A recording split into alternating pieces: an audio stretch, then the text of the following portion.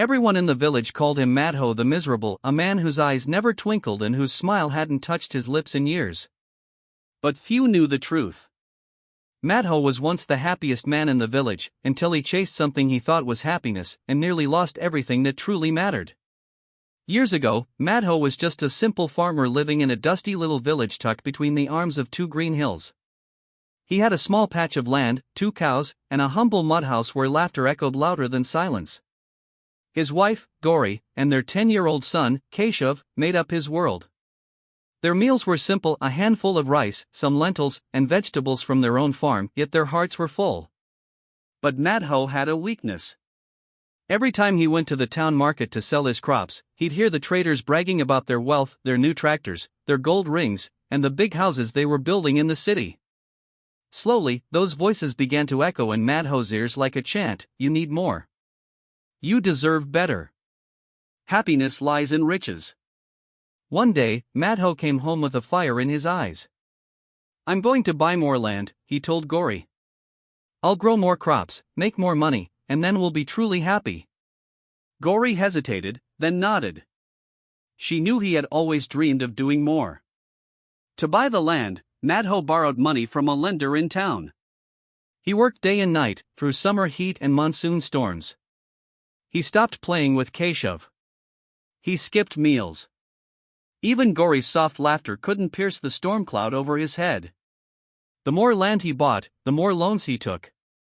The more crops he grew, the more tired he became. Years passed. The house grew larger. He bought a motorbike, and the village began calling him Madho the Rich. But the warmth in his home had faded. Gauri had grown quiet, her hands rough and face weary.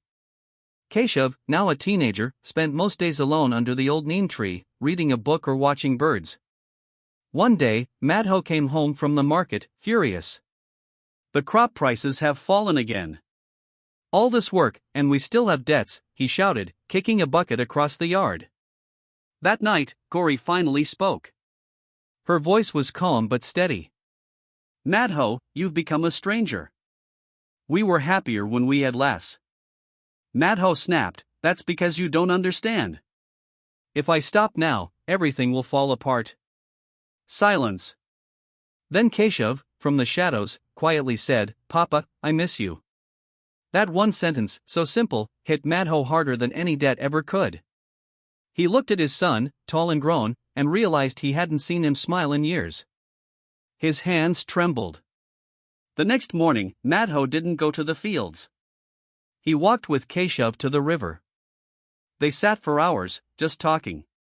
For the first time in years, he really listened to his son's dreams of becoming a teacher, his love for poetry, his fear that his father would never notice him again. Something inside Madho shifted. In the weeks that followed, he made a bold decision. He sold the extra land, cleared his debts, and returned to his original plot. People laughed, said he was foolish, giving up wealth. But Madho didn't care anymore. He spent his mornings farming, his evenings with Gauri, and his nights listening to Keshav recite poetry under the stars. Seasons passed. The house wasn't as big. There was no motorbike.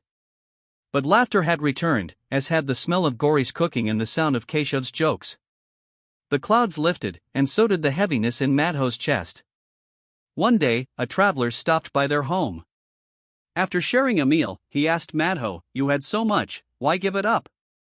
Madho smiled, a deep, peaceful smile, and said, "I spent years chasing happiness, thinking it lived in golden land. But I found it in the eyes of my son, the silence of a sunset, and the laughter of my wife. True happiness isn't in having more. It's in cherishing what you already have." The traveler nodded slowly, and as he left, he turned back to look at the modest home filled with warmth. Madho was now known by a new name in the village, Madho the Wise. And that, dear listener, is the secret of true happiness. It isn't in running toward the future or clinging to riches. It's in being present, grateful, and open to love. So pause. Breathe. Look around you.